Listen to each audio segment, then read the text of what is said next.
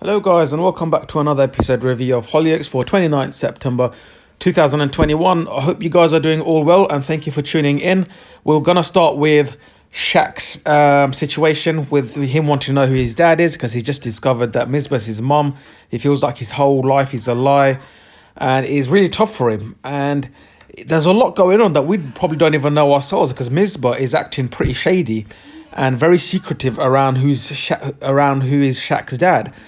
Even Yaz tried asking her who is Shaq's dad because Shaq has a right to know, especially considering that he's been lied to his whole life, that his mum was just next to him all this time and he just had no clue.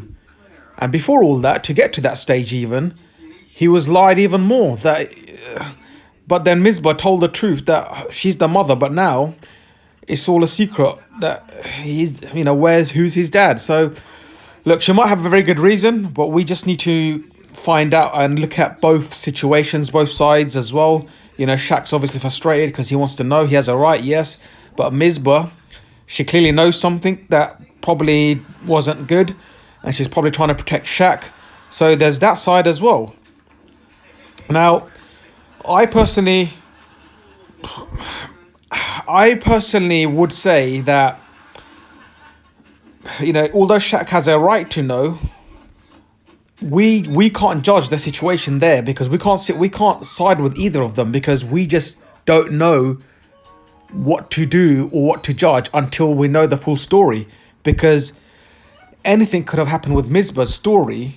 That's why she doesn't want to say anything.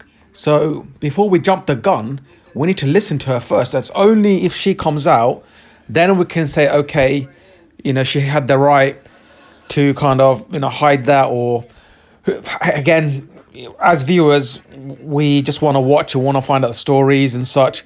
We don't want to get too much into judging and the stories and character lines and certain stuff. So it is very interesting though, honestly. It's such an interesting storyline. And it's the fact that the mysteriousness of it keeps it more alive, this story. And it's ever since that, when Shaq didn't know who his mum was, it was just like, and he thought Sammy was his brother. It's been so interesting since the beginning because it had such a mysterious element to it that we just no one knows what on earth is going on. And it's just so interesting.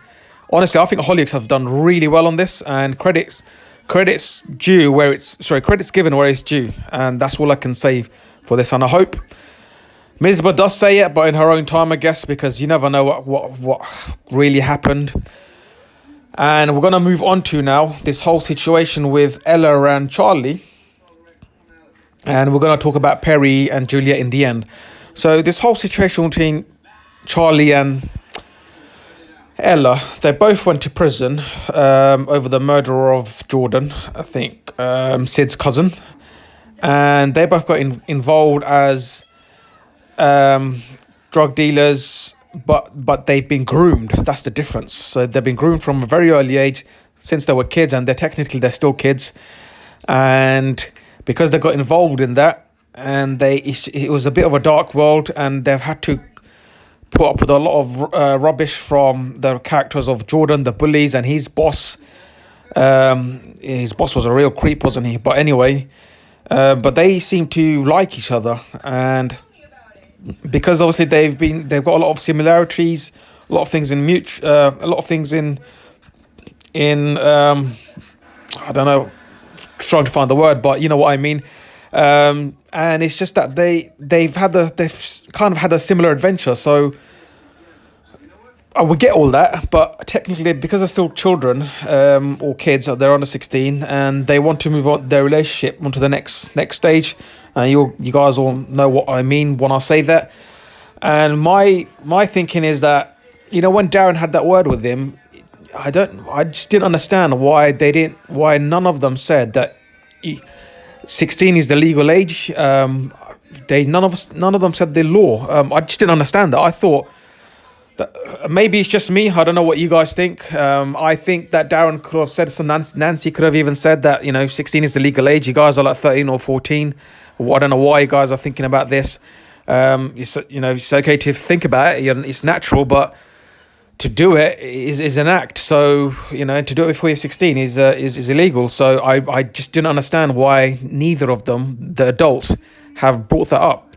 But maybe you guys would know more than me. So it would be great if you can comment below. And look, I get it.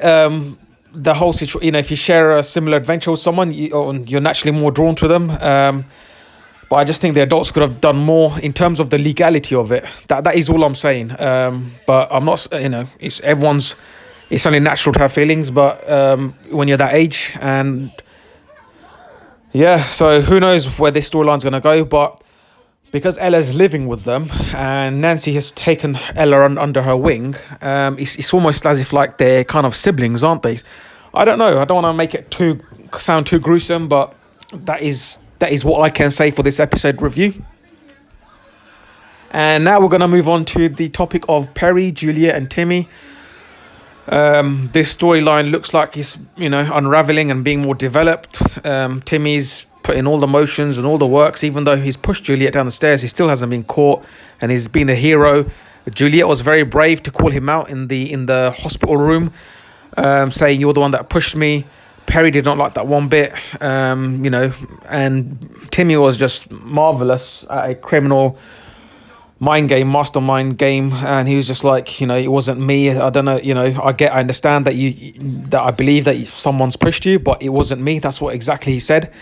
I think he was just very good at a like a real mind game playing criminal, and he's worse than a criminal because he's a creep as well, and it's just the whole spying, invading someone's personal space and then pushing them down the stairs, being a bit of a homewrecker as well, and then obviously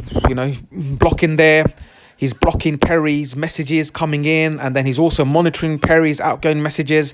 It's all very weird, isn't it? And it is interesting because obviously I do believe there are some people out there like that. I don't know what level of technology or level of kind of IT savvy skills they've got, but they definitely would be like that if given the chance, and I'm pretty sure there are some guys. So maybe Hollyoaks have brought up an interesting storyline. It's just to be careful who you trust, and especially newcomers, to your scene in your life. That's what I can say. And obviously the other thing is, if there seems to be no mutual friends, so like if Timmy had mutual friends with Peri and Juliet, that's what breaks the kind of trust barrier in society. So if you have mutual friends, that's fine. Most likely people will trust you as well and slowly get to know you. But if you'd have zero mutual friends and you come out of nowhere and you're trying to establish some ground, even if you're innocent, it is difficult, and that's just natural. So the fact that Timmy is doing all that without kind of any mutual trust or anything, and is getting to know the locals, even above all his creepy hobby behind the scenes, he's doing a pretty tremendous job. And unfortunately, Peri did break up with Juliet, and Juliet's been accused of lying. Every time Juliet tried defending herself or fighting back, Peri wasn't having any of it, and I do feel like Peri's going to regret this one, because obviously the truth will always come out in the end. And I do feel sorry for Juliet. She's been pushed, she's in hospital, and her girlfriend's obviously having a right go at her, and obviously accusing her of all such things, and Peri's trying to solidify everything as well. Like Juliet's a thief, Juliet's a liar, literally. And we'll see how this goes. And I hope you enjoyed this review, and I'll see you in the next one, guys. Peace.